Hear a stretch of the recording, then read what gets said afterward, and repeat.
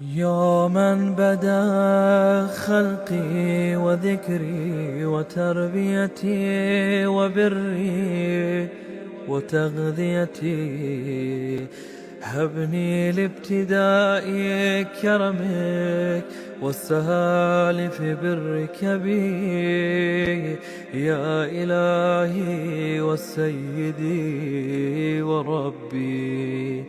أترى كم نعذبي بنارك بعد توحيدك، وبعد ما انطوى عليه قلبي من معرفتك، ولهج بي لساني من ذكرك، واعتقده ضميري من حبك.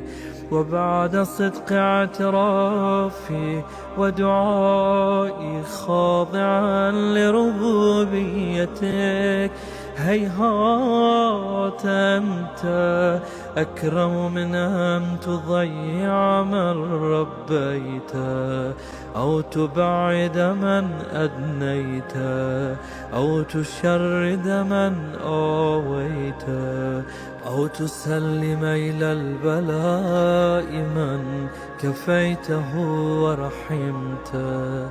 وليت شعري يا سيدي وإلهي ومولاي، أتسلط النار على وجوه خرت لعظمتك ساجدة، وعلى ألسن نطقت بتوحيدك الصادقة وبشكرك مادحة، وعلى قلوب اعترفت بإلهيتك محققة، وعلى ضمائر حوت من العلم بك حتى صارت خاشعة، وعلى جارحة سعت إلى أوطان تعبدك طائعة،